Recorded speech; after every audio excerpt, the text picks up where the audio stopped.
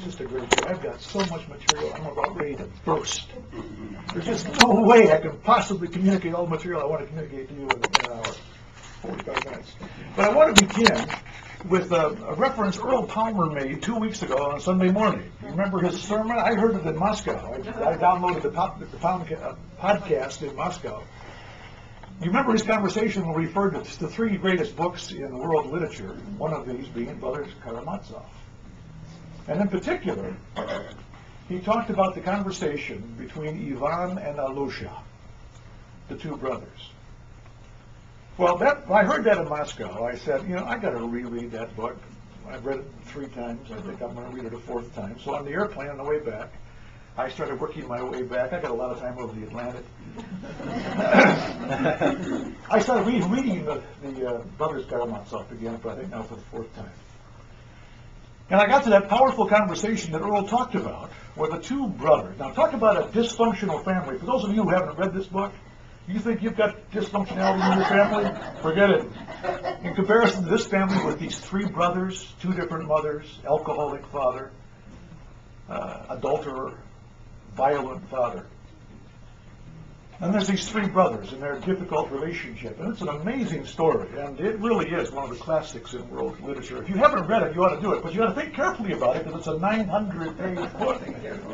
And Dostoevsky doesn't spend any time talking about the green grass and the trees and the flowers. It's always intense, personal, psychological discussions between these 3 brothers. And it's not like Desperate Housewives. I mean, this stuff is real. This is serious stuff. And they all have 3 different names. And that's right. All the brothers, of course, have different names. But what I want to hook into in particular is exactly that conversation that Earl Palmer talked about, where these 2 brothers, Ivan, the middle brother, 23 years old, and Alusha, or Alexei, the young 19-year-old brother, get together in a restaurant and try and get acquainted with each other, because the family is so dysfunctional, they've had very little relationship. Ivan is a Russian intellectual, bright, academic, thinks abstract ideas. Alusha is his wonderful, sweet, almost Christ-like figure who spends time hanging around monasteries and wants to become a monk. But the father monk says, no, Alusha, you've got to go out into the world. Well, these 2 brothers get together, and they have this intense conversation to get acquainted. And Ivan dominates the conversation. And he spins out his theories of life and why there can't possibly be a God. And why love is I was going to read parts of this. I don't have time to read parts. I don't have time to read it. Why God's love can't possibly work in this world. It's an abstract idea. And it doesn't apply because there's so much human suffering in the world. And Ivan talks about all of these children who are suffering and persecuted and oppressed. Where's God? In the middle of all this, he screams out at Alusha. And then Ivan says, I want to tell you a story. And he tells the story of the Grand Inquisitor. For those of you who have read that story, you remember that part of it, where he talks about this counter-Reformation Jesuit prosecutor who has Jesus in front of him and who charges Jesus with all kinds of crimes. And Jesus sits there quietly and listens to these accusations. And the Grand Inquisitor insists on Jesus answering. And this Jesus figure doesn't answer. And when the accusations come to an end, Jesus walks over to the Inquisitor and kisses him on the lips. And the Grand Inquisitor is stunned. And he opens the door and lets the prisoner out. And Jesus walks away.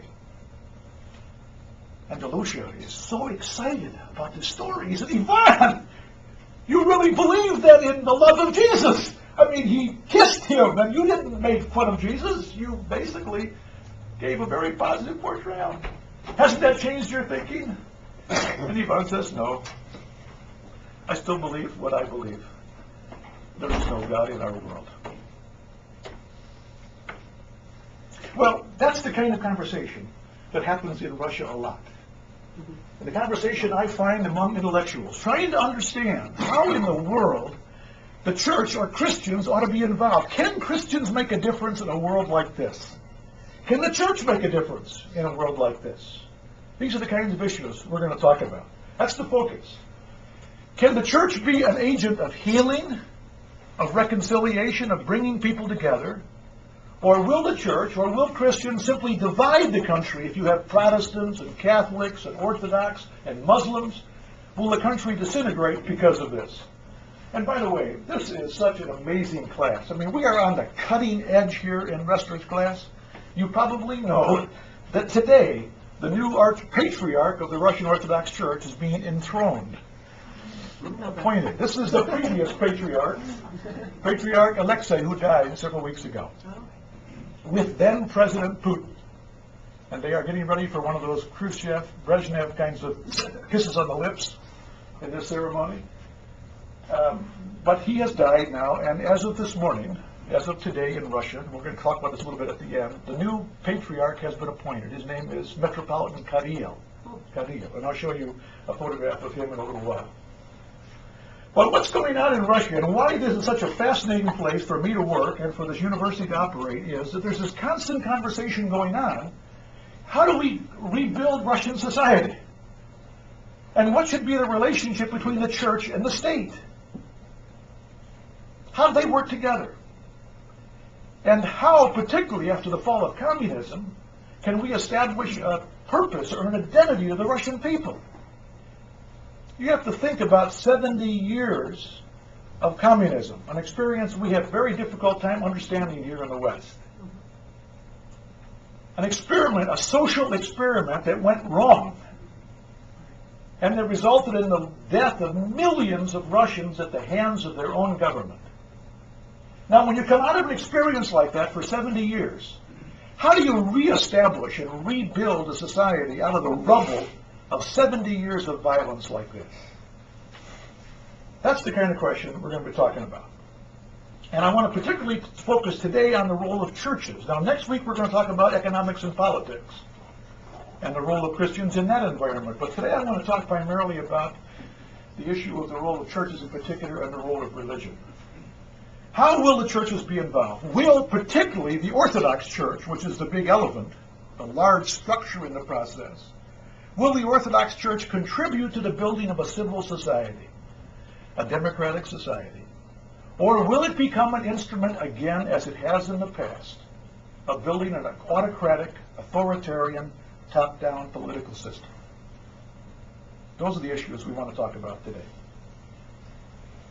Now, I have a quote here, and I'm not going to read through all of this, but I want to say, and I talk about this regularly with some people I talk about in terms of becoming donors of our university, the relationship between the United States and Russia is very, very significant. And there's a healthiness that we need to have in terms of our relationship between these two countries. And frankly, I'm hoping with this new administration, there might be kind of a new breath, a new effort to kind of reconstruct that relationship. But the reality is that our histories have intersected at so many different points. I have some materials in the back, some reflections on Russia, which talk about John Quincy Adams, for example. I got a 3-part series on that. And I've been trying with some of my writings to talk about the way in which these countries have intersected. I'm writing one right now on Abraham Lincoln and Alexander II. It's really an amazing story about these two liberators. Alexander II in Russia liberating the serfs, and Abraham Lincoln liberating the slaves. And they were friends, and they corresponded, and they had a wonderful relationship. So there's been a long history of positive relationship here. I want to begin just real quickly by giving you a little bit of map. Now, the reason I'm doing this is I'm going to make some apologies here, you see, because you're going to ask me questions, and I'm going to have to keep saying it's very hard to generalize. So I want to start off by saying it's very hard to generalize about Russia. Look at the size of that country, will you please? And so the phenomena that's taking place in the area where I spend most of my time, which is the western part of the country, there's a whole different world on the Pacific coast. Mm-hmm. So that's very important for you to understand. Now let's just take a look at some basic statistics here about the country. This country is about almost 2 times the size of the United States. 11 different time zones. Shares borders with 14 different countries. Think about that. Think about being the foreign affairs minister of the Russian Federation. And you got to worry about 14 borders. And of course, the most important one you got to worry about is the one that's a couple thousand miles long with China. Uh-huh. 7.2% of the land is arable. The breadbasket in the Ukraine is gone. Raises all kinds of very significant questions. Population of 142 million people. Losing 700,000 people a year. There is no nation in modern history, no developed nation in modern history has ever seen a democratic decline like that. Some demographers think that by the year 2050, Russia will be down to 100 million people. And their workforce will be essentially drained. So there's some tremendous dynamics going on here. So I wanted to give you that larger context. Now let's talk a little bit about the religious composition of the country. The Russian Orthodox Church websites, there are a number of websites in the Russian Orthodox Church. Some claim 50 million, some claim 80 million. I actually saw one yesterday that claims 100 million adherents. I had a hard time finding a word to use. So I'm going to choose the word adherents. That's what they claim in terms of their population. Estimates on the Muslim population vary radically, 14 to 20%, depending on who you listen to. Protestants and Catholics in Russia are 1 to 2% of the population, probably actually closer to 1% of the total population. So that's the larger picture that I wanted you to see. This is the context in which we're working with the Russian American Christian University. Now, let's talk about some Russian church affiliation. This is a survey done in 2002. 82% of all Russians to call themselves Orthodox. Okay? But listen to this. Only 42% of the Russians call themselves believers, but they adhere to what they say is their faith. 50% of people who say, I'm a non-believer, call themselves Orthodox. Are you getting the picture? Mm-hmm. But listen to this. 42% of those who declare themselves to be atheists also call themselves Orthodox. I mean, does that give you an idea of the context we're talking about here, friends? That's the picture I wanted you to understand. So in short, what we're talking about in this context is that if you're Orthodox, that's Russian. You're Russian. That's what it means to be Russian. Okay? Key sense of identity. So how do non-Orthodox people fit into that environment? Muslims, Catholics, Protestants. The issue we're going to talk about. Now just real quickly. Islam. I'm going to have a whole presentation on this. Second largest religion in Russia. 28 different districts in Russia. The country is divided up into 89 different administrative units. 28 of those are essentially Muslim.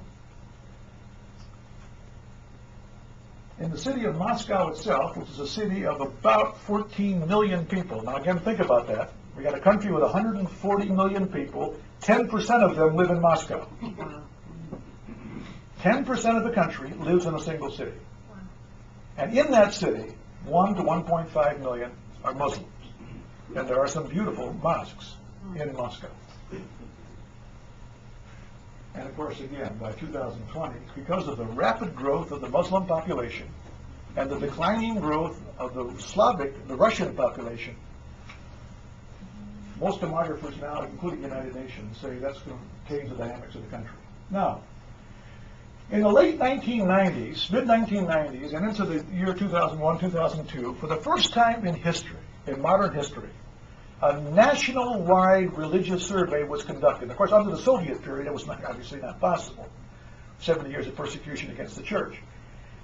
But a bunch of demographers and sociologists of religion went all across the country for about 5 years and interviewed people from coast to coast and published the results of the survey in 2002, 2003. And some of this has been translated into English. And these are the remarkable survey results that came out of this. It's the first time we've ever had any hard data to understand what's actually happening in Russia. In contrast to what happened in the early 1990s, very little evidence of widespread religious faith in Russia. Now, you remember when Billy Graham went there in the early 1990s, he came into Moscow, they filled the soccer stadium full of people to listen to Billy Graham. It was amazing. I remember going to an Orthodox worship service in Nizhny Novgorod in 1992. Thousands of people, thousands, packed into that church, First time they'd ever been in the church. I've never seen crowds like this. All that stuff is gone. Wow. All that stuff is gone. Very little evidence of that excitement about religion and Christianity and so forth. You look at the evidence, not there. There was a movement of evangelical mission organizations called Commission. 87 different missions organizations banded together to lead the evangelical involvement in Russia. We were part of that when we went into Russia. Almost no evidence of any impact. Millions of dollars spent. If you look at it today, almost no evidence of impact. Very sobering. So the religious boom of the early 90s failed. I remember a lot of young Russian kids, a lot of students we dealt with in the early 90s had crosses around their neck. And when I would see them in a restaurant, I'd say to them, "Oh, what does that cross indicate?" "Oh, it's just jewelry." Just jewelry. Practicing religious believers in Russia, less than 10%. Actually, it's significantly less than this. This is the survey results. That's what they said, which basically puts it on par with some of Europe. But here's the interesting thing. Unlike Europe, there are no militant atheists left in Russia, hardly any. Unlike Western Europe, France, Germany, England, there's nobody hostile to the faith. There's a freedom to talk about religion. I get invited to go to other universities to talk about Christianity and social change. It never happened at the University of Maryland. It wouldn't happen at the University of Texas. But in Russia, conversations are going on all the time. So there's a complete freedom to talk about religious issues.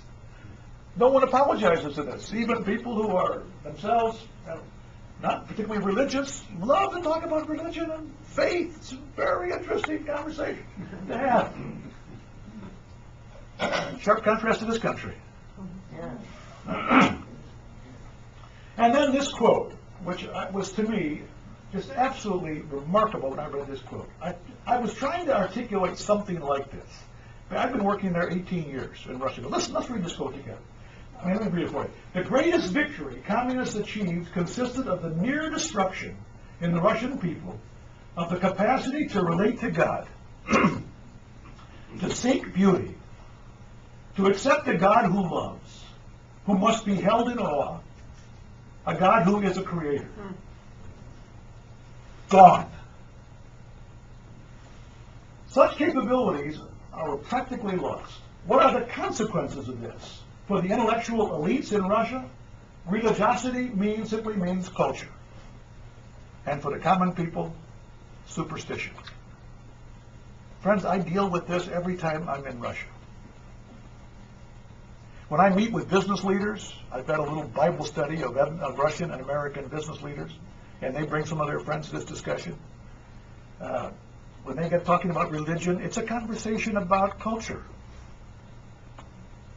And other people I know, dear friends of ours who have recommitted their lives to Christ, very easily and quickly bring in astrology and orthodoxy, and they give me spiritual items that they find from different spiritual groups.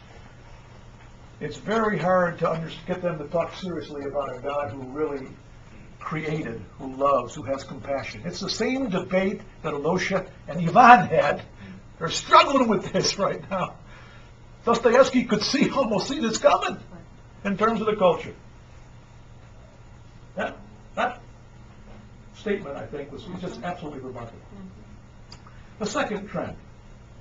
The Russian Orthodox Church has not grown hardly at all. And on any given Sunday morning, about 1% of the population is in church. Even on Easter Sunday, which is the most holy of all Orthodox services, about 1% of the population, Orthodox, are in church.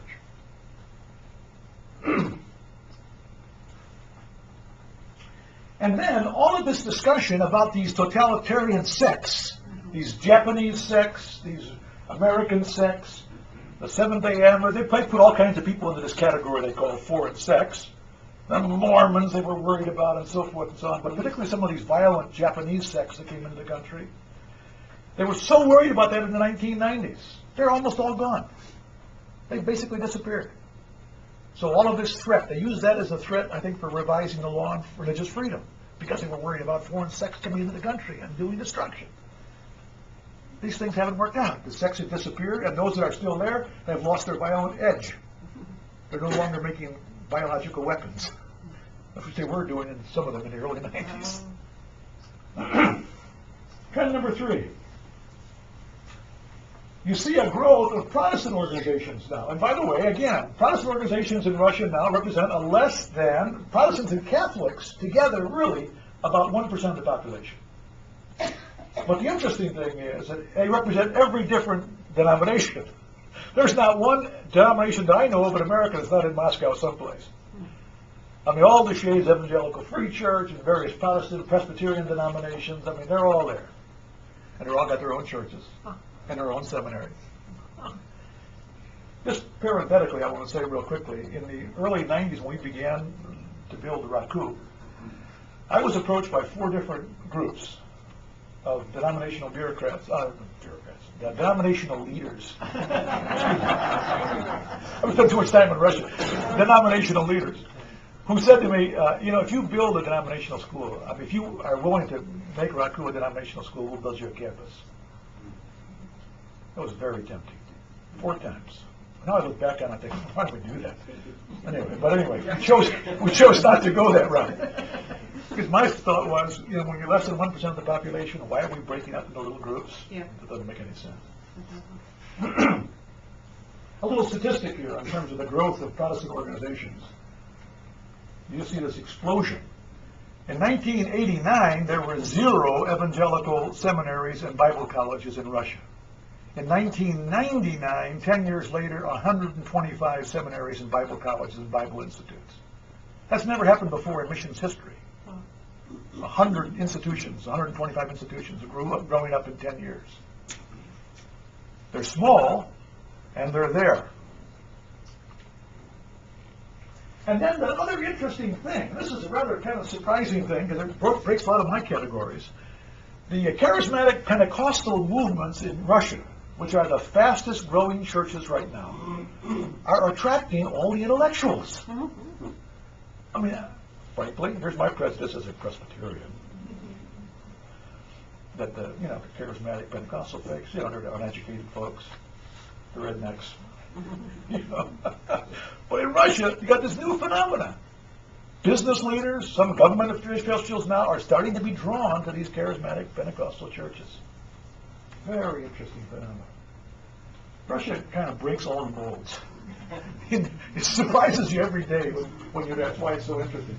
And then the final result is this, that when you think historically about the Russian church, you think about the Russian Orthodox Church as this huge centralized bureaucracy, nationwide, covering the entire 11 time zones. Well, what's beginning to happen in Russia now is that the church is starting to form significant regional differences. And depending where you go in Russia, it's a whole different phenomenon. If you go to the Far East along the Pacific coast, there are some areas that are more Protestant than Orthodox. I mean, it's amazing. There are sections in the Far East that are more Protestant than Orthodox. And when you go to the Northwest, along the border to the Baltic republics and along Finland, there's a whole vibrant, more kind of democratic, parish-oriented, young priests doing some really creative stuff. You go into the South and you got this Cossack influence, this kind of militaristic form of orthodoxy. And then in central regions of Russia, you got some of these monarchists who want to bring back the Romanovs. I mean, it's like, you gotta be kidding me. Kirill, who's now the patriarch, his staff assistant said to me once, "We are a big tent in the Orthodox community, and we got people on the left, and we got people on the right, and we got people in the middle. We are a big tent, and we move very slowly." That's been my experience. Now, in this context, the question is for us, what do we do with Raku? How do we get involved in ministry like this right now? What should be our approach? These are some of our students at our fall student retreat. And so I want to take the big picture now and bring it down to our particular ministry just for a few moments. What we have decided to do is to build a trans-denominational university. So we invite into our university Orthodox, Catholic, and Protestant students.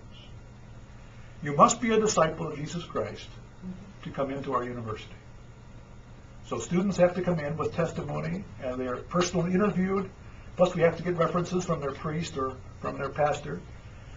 But what we have decided to do is to invite students to come in, despite their denominational affiliation, if they're committed to the values of the institution, to be a part of our university.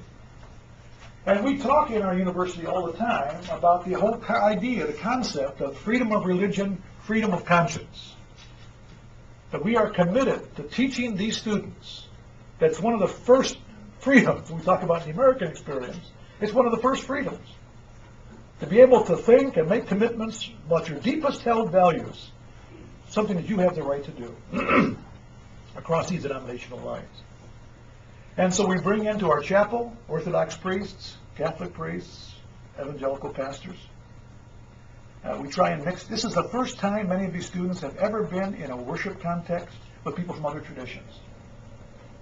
When we started our university, a number of our trustees, who came out of the Baptist movement, said to me, I will never be in the same room with an Orthodox person. Because they were the ones who contributed to our persecution for many years. Now, 10 years later, these same Russian trustees are saying, we got to do things on an ecumenical basis. We got to get others involved. So they've come around a long ways here. So part of our vision is to be able to say, can we gather together around the person of Christ? Kind of a mere Christianity. Can we recognize that around Christ we can find unity together? And since we're less than 1 to 2% of the population, can we stop fighting? Can we start talking to each other? I went to a conference on the suburbs of Moscow in the late 1990s, 1998, 1999. It was a group primarily dominated by the Baptists, and these are people we knew eventually early in this process. And several speakers got up there and talked about, you gotta watch out for these Calvinists! I'm going, whoa! That's me! And that's the way we're talking. I mean, so the Baptists are going after the Calvinists, and they're, 0.5% of the population, and so they're shooting each other in the back. And I said, I don't think we need that in our involvement. No. So what we have attempted to do, and what we're trying to do with our school, and we're trying to teach our students, is that they have to walk their talk. They have to learn to live out their faith. And they've got to be the presence of Christ in the environment in which we have trained them. So our business people, our social work people, we're trying to say to them, maybe you need to do internships in our community. We need to have an impact on our community as well. This is our new campus building facility, 46,000 square feet. It was 95% of the way done on November 15. It's February 1, and we're 96% of the way done. We just can't seem to get it finished. And we'll talk about that in a couple of minutes. So we've got some real battles here. But we've had neighbors in that building who have been hostile to us as we moved into this facility. And I said to our students, our challenge is we're going to convert those neighbors into our friends. We're going to do stuff in that community, helping old people, helping kids, doing daycare things, and we're going to do all kinds of stuff to bring these people over, because we have to walk our talk. Which brings me back to the story of the brothers Karamazov. Like the Jesus figure, and like Alosha, because after Ivan told Alosha the story about the Grand Inquisitor, as Earl Palmer told you a couple of weeks ago, Alosha got up and walked over and kissed Ivan on the lips. And Ivan said, plagiarism! You stole the line from my story! And Alosha said, well, that's what Jesus does. And so what we're telling our students is that you need to be out there in the community giving the holy kiss. Because in this kind of an environment, that's the only thing that's going to work. Okay, let me stop and open up to your questions. I've got more material, but I'm going to stop there and have a conversation. I got something in my eye here. Can't get it up. Do you have any comments or questions? Yes? John, I think the critical part of that story is Jesus kisses Judas the night he is betrayed. Could it have that meaning? Yeah. Dostoevsky would have seen that. Yeah, sure. But on a more general issue, I look at this and I say, well, what's missing here? And I've spent a few years looking at Russia professionally. Why does the Russian church really fail? And there's another very interesting thing we didn't allude to, which is breakaway Calvinist kids and professors today are heading into Orthodoxy. Yeah. As I'm sure you know, but I'll say for the general group here, there's a very small but very vital network of Orthodox Christians in North America. Very small, but they're made up of people like Claude Hardesty at the Air and Space Museum, who's the curator for Soviet transport. Dave Starr, who runs St. John's campus out in New Mexico, Albuquerque. And these are the future leaders of what will probably be someday a very important church. Not that it's big, but it is powerful intellectually. Yeah. And I just mentioned that inside. To say, why is this, what is the weakness that I see you're dancing around an issue here? Why does Billy Graham fail in Moscow and in Russia? Because he's set up, he's theologically shallow, he's a great speaker, he's a great man, but his organization was based on having the people go back to the churches. Well, here, where do you send them? There aren't any churches. Yeah. There are empty cathedrals. What works is, I would say, is what happened in China, the house churches. What you need to have is to reproduce, maybe it happened in Russia once. You can pick this up in 19th century Russian literature. Yeah. There was a deeply held hearth Well, piety in the Russian home in the 19th century. you've raised so many interesting issues. Let's parse them out. Really, I expected this from you. Yeah.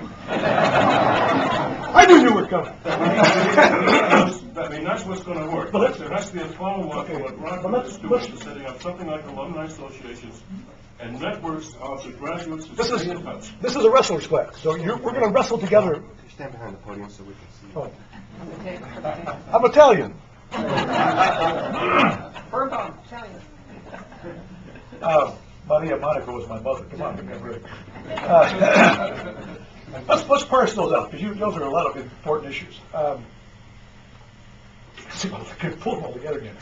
Let me tell you this. Start off by saying I was really amazed, frankly, on my most recent trip. I just got back to talk to several of my staff who have come to faith, who came to faith in evangelical churches, and have now migrated back to the Orthodox Church. It was stunning to me. I mean, these are kids who've been shaped. One case by Asbury College. My translator and I went to Asbury, got a theological degree at Asbury College. He's come back. He's a dean of a seminary in Moscow. I just found out they baptized their 2 children at the Orthodox Church and are considering going to the Orthodox Church. My PR director at Raku has moved over to the Orthodox Church. And when I ask them about this, they say there's not enough liturgical significance in these evangelical churches. I mean, you just kind of come in there and you sing these songs and jump around a little bit, and there's just no meat here. Yeah. Whereas the Orthodox liturgy, as you know, which goes on for a couple of hours, is just reading Scripture. It's a recitation of Scripture. Oh, and there's a depth to it that is really very profound. And you do have a kind of a transforming experience in that church with the beautiful background and the smells and the music and the liturgy and so forth. And these Russians need that. They feel a very deep need for that kind of liturgical sense, a sense of beauty, a sense of the divine that these churches have, as opposed to meeting in a gymnasium someplace where they play basketball the next day. I mean, Orthodox can't believe what these Protestants do. They meet in gymnasiums? I mean, you're worshiping God, you don't meet in a gym someplace. You know, this kind of stuff. So my own staff are going that way. And that's, again, a rather stunning thing to me. And when I asked them about the fact, and I said, you know, I know these people quite well, so I can be real frank with them.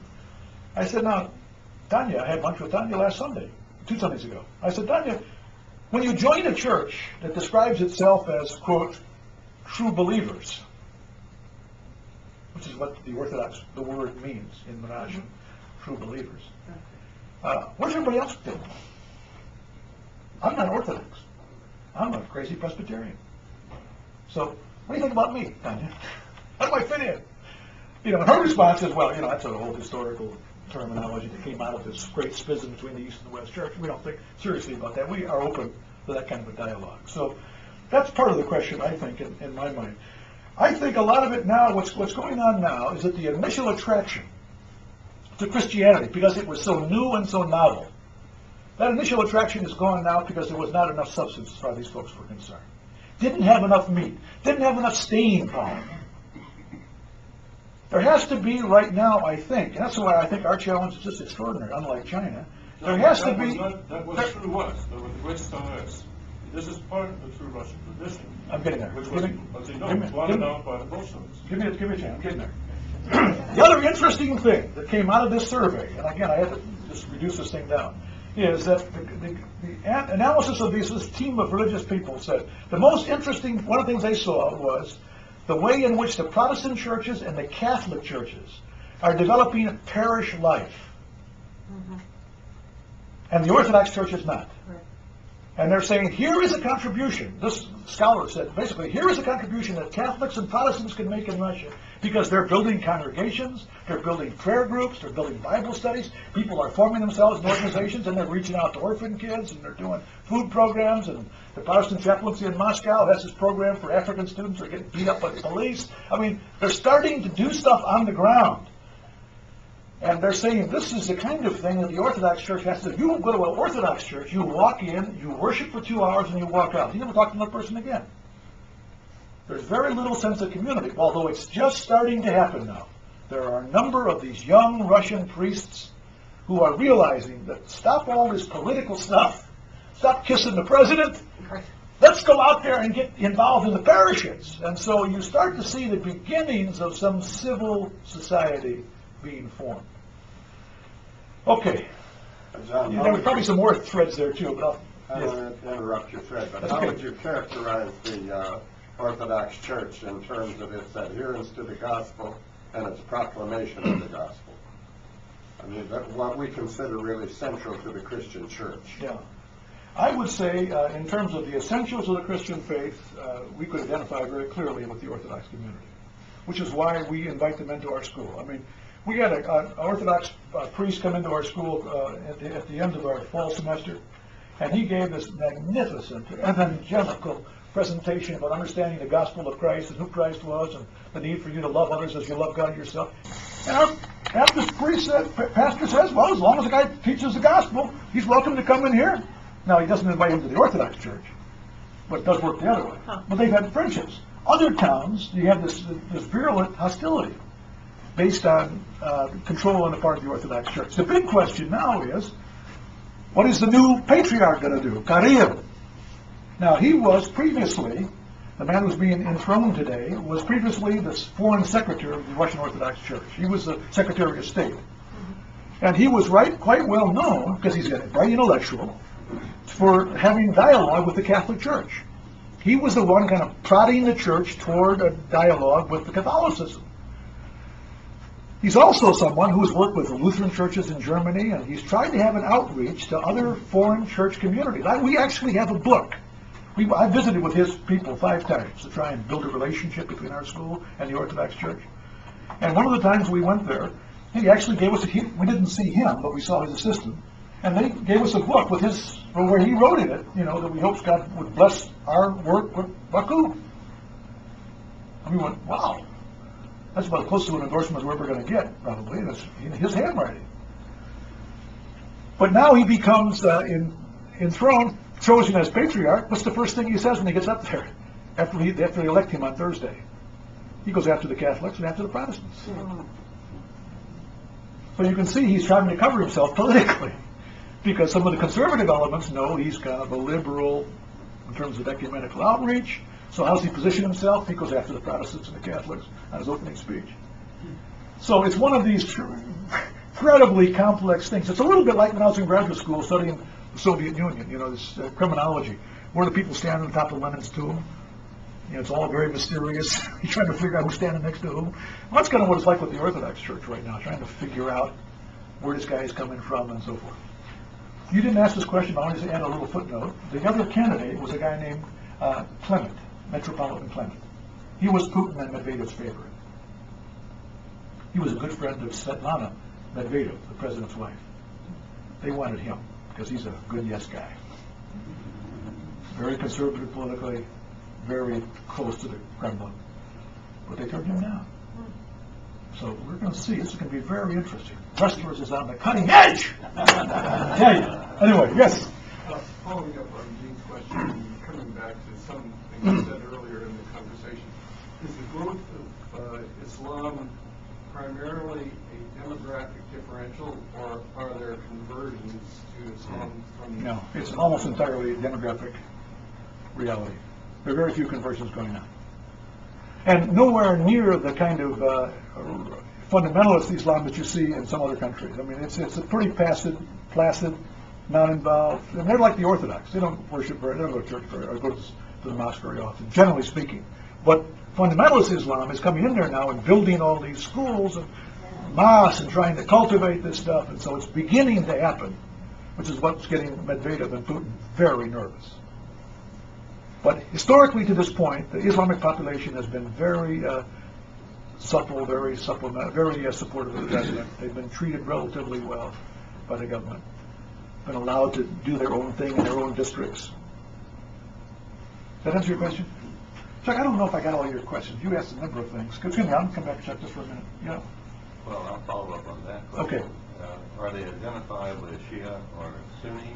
And is the money for the fundamentalist type groups coming from Saudi Arabia? Or? Yeah.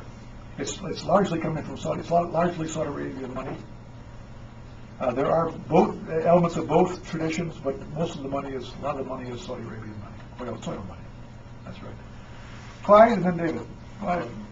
You mentioned that there's a receptivity in the universities to discussing Christianity. It'd be like trying to have an intellectual with this. If you go back 10 plus years when there was this blossoming of contacts between Russians and Americans, and when the evangelicals were very active there, they were very much conscious of the lack of a normative base since the Marxist development had been discredited. Do you see a growth in the Russian universities of studies of philosophy, of ethics, that embraces Western thought, including Christian thought? Yes and no. There are a growth in a lot of state universities of now of institutes on the study of Christianity and other religions or world religions. Yes, that's true. I don't mean embrace by accepting. I mean in the curriculum. Yeah, those things are happening. But is there acceptance of that stuff? No. I mean, one of our faculty members, who is a Harvard-Yale guy, teaches also a couple of Russian state universities, and he does philosophy courses at those state universities. And he is constantly impressed with the fact that these students know all about great philosophical writers, religious writers. They don't believe any of this stuff, of course, but they find it very interesting abstractly. So they're like Ivan. They're like Brother Ivan. It's wonderful, academic. I mean, you're Russian. You drink beer, you have vodka, you eat sausages, and you talk about the existence of God and evil in the world. I mean, that's what you talk about. We don't talk about Super Bowl. I mean, you talk about God and philosophy. It doesn't, you don't own it. And when you go out on the street, you live a different way, of course, because that's the way life is.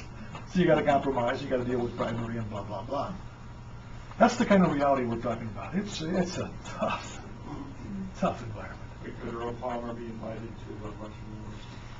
I'm going to bring him there. I'm going to try and get him there. I don't mean yours. I mean to a Russian university. Oh, I think so. Oh, yeah. No, I think so. Probably not Billy Graham, but I mean, Earl with his C.S. Lewis stuff. Oh, they'd love to hear from him. I'm going to bring him to Raku, I hope. David. How would you characterize what's happening with the international economic crisis? Next question. I'm going to get very specific.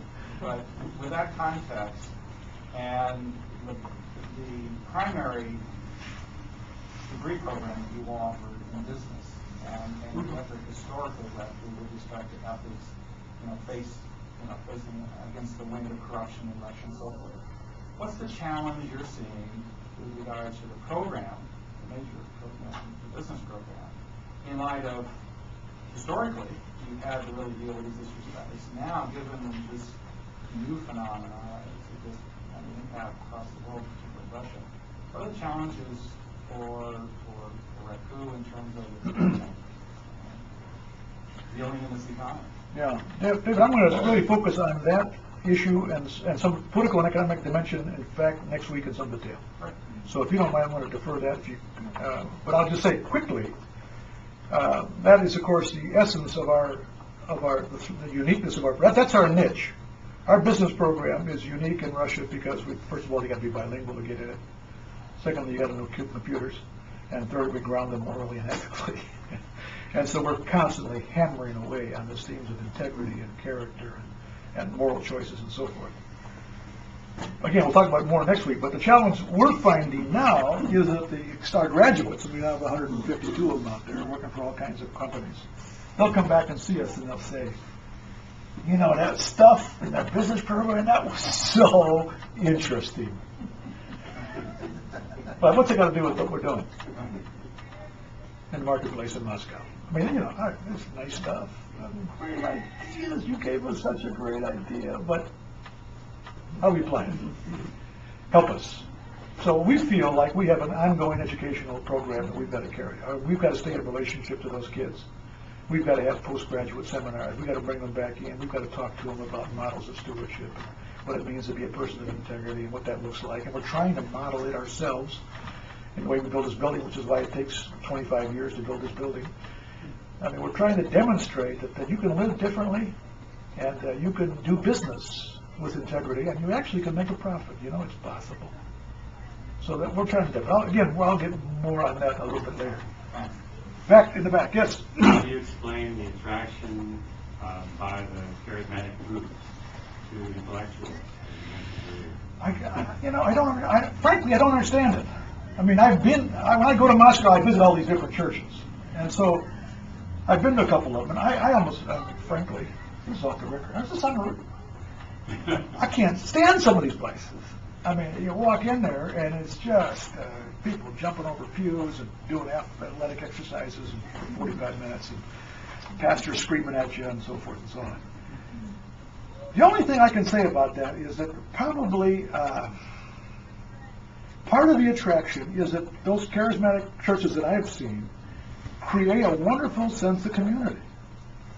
I mean, you walk in those, and people are grabbing you and hugging you and embracing you during the worship service. Time for prayer, grab 5 people around you, get together in a circle and pray. So you got a couple thousand people talking at the top of their voices, praying together, you know, and you break up again, you hold hands again. I'm thinking, you know, if you're a lonely person in Moscow, battling with alligators in your marketplace, in your office, you know, that probably feels real good, doesn't it?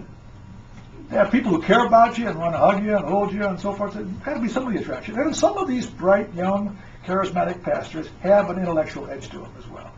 So that's probably what's starting to happen now. I mean, the health and wealth gospel is there, and it's stuff I can stand for about 7 minutes, and I want to go crazy. I don't think that's going to survive very long, because, you know, I went with a couple of my students to one of these health and wealth gospel churches. This guy's going to build a church of 25,000 people in Moscow, because God called him Tulsa, Oklahoma, to go to Moscow and build a church of 25,000 people. I mean, it's just disgusting, frankly. It's disgusting. And when I walked out of the building with one of my staff members, I wanted to walk out in the middle of the service. And he said, John, don't leave, please. I got 12 of your students are here. They're going to see you walk out. It'll be very embarrassing. Stay there. So I stayed there. I walked out with Kostya, and I said, Kostya, what do you think about that? What you just experienced for an hour and a half? And he said, there's no relationship between what happened in there and what's going on in the street. And I said, that's exactly right. Because according to that pastor, my wife never should have had cancer twice. She had cancer twice because she didn't have faith. That stuff that's not going to hold. And what worries me is it's going to turn people against the church, because they're going to realize after a while, this is a joke. This is a bad joke. So I worry a lot about that. But to go back to the earlier part, the positive sense, there are some of these new pastors who can come in now and talk about Dostoevsky and Tolstoy and new novelists and They're starting to give some intellectual substance to their preaching. And because they have this parish life, which is attractive, and some better preaching, it's starting to be a magnet now, I think. And it's, yes? John, thanks for your presentation. Could you tell us a little bit about the political process? Are there minority parties and coalitions? Is the communism a minority party? We're gonna. Can you come back next week? That's what we're gonna talk about. We're gonna talk about the political and economic reality next week. I want to focus on that. I want to stick with the religious thing just for couple other quick observations, and I'll get a couple more questions before we end.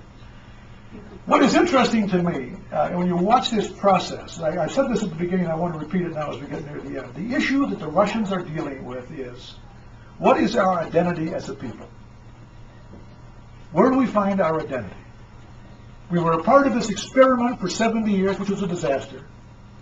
Stalin and Lenin and Khrushchev told us we were part of an international movement, so they downplayed patriotism. They downplayed what it meant to be Russian. And now that whole thing has imploded, with nobody there to defend it, by the way, when it imploded. And now they're trying to figure out how they're going to organize themselves. And so, where do you go for identity? And so, the Russian Orthodox Church offers a vehicle for identity. It's one of the most respected institutions in society. You don't trust government very much. You don't trust the police, they're a bunch of crooks. So usually in terms of the institutions that you trust, it's the Orthodox Church, and then the army, and then down here someplace are politicians. And so what's happened now, this is terrible irony as far as I'm concerned, is that these Communist Party hacks, frankly, KGB agents who are now running the place, who persecuted those Orthodox people, are now standing in church next to them holding candles.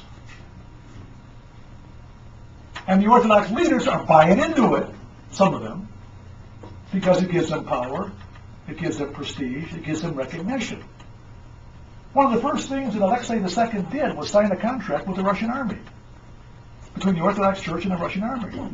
He also went over to the Ministry of Foreign Affairs and signed a concord with the Russian Ministry of Foreign Affairs to cooperate between the Orthodox Church on foreign policy issues. And many of us think he probably signed the same thing with the KGB, but that'll be secret, of course. So you see that what's happening here is that these Orthodox Church leaders are battling here. Should we affiliate with these political leaders because it gives us certain prestige, certain image, or should we be more of a prophetic voice and stand back? And you've got both elements going on. You've got a small little reformist movement, but I think the bulk of the church is probably on the conservative end right now. One of my trustees works for Renaissance Capital, a large investment bank in Moscow, very well connected with the president's administration. He tells me now, there's no way you can get a major government appointment in Moscow unless you're Orthodox. So all these former KGB guys who had no affiliation with the church, they're now all joining the church. And they're being baptized. And before they're going to get a major cabinet appointment, they've got to be seen in the church holding a candle. So therein is the battle, I think. And that's the issue that's going to be fought out here in the next 10, 20, 30 years. And we're going to fought kind of in the middle of this, trying to understand how to respond ourselves. Yes? You said that there is this extensive presence of all the U.S. or world denominations in Russia. Given the legal constraints now on activities, on NGOs and things like this, is this beginning to atrophy, or is there still a lot of funding coming from the U.S. to these denominational churches? Or can you speak to, the contacts still lively? Or Yeah. Well, again, that's a good question, Clyde. What's generally happening is that there's been a slow, gradual distancing of Western missionary organizations in Moscow. They're starting to pull back. Between visa constraints right now and government, KGB overlooking NGOs and foreign funding. If you get foreign funding in the country, tax police are going to come and see you. Salvation Army was shut down. They were shut down for a period of time, but they got restored eventually. The rule of law does work sometimes over time, but takes a while. It took about 3 years. So I would say, the Hingston Christian School, which is a Christian academy for missionary kids, used to have 220 kids. They're down to 150 kids. They're really struggling right now because missionaries are pulling out. Some of our key partners are now going down to the Ukraine. They moved out of Russia. We're going to talk about this again in some detail next week. But that in fact is happening. And we're right on the edge here, you see, because we're educational, but we're Russian-American Christian. You know, they can't quite figure out what that is. So they're kind of looking hard at us too. But so far, we haven't had any serious issues. But we're going to close now, I think. But I just want to ask you to pray about two things, if you would. Chuck Petty asked me earlier about the occupancy permit. The building was supposed to be done on December 22nd. That was I think the third or fourth end point. It was September, it was June, it was last May, and it was December 22. The new construction completion date now is March 11, if the Lord wills. So that's where we stand right now in terms of the new building. And then the occupancy permit process must begin, and it's estimated to take about 4 months for the occupancy permit. It may go faster, but there are some buildings that have been dealing with occupancy permits for 3 years. So we're thinking right now mentally that it's going to be about 4 months. We have the support of the local government officials. They said they're going to help us. They've become our friends. So we think we're going to get that occupancy permit sometime this summer. So we have postponed our dedication service from June 5 and 6 to September.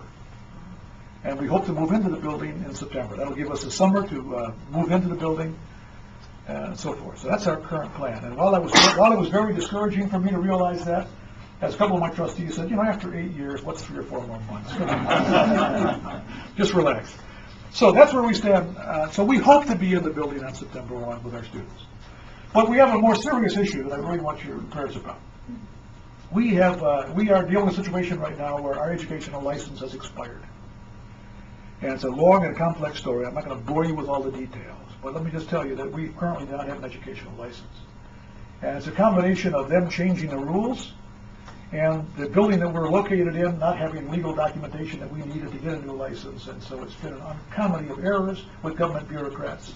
And I think part of the motivation is they want us to pay them off, which we're not going to do. So we are currently do not have an educational license. So legally, we are not able to offer courses for credit at Raku. So we postponed the beginning of our semester from January 19 to February 2. It starts tomorrow. So we are running the risk tomorrow of a possible shutdown.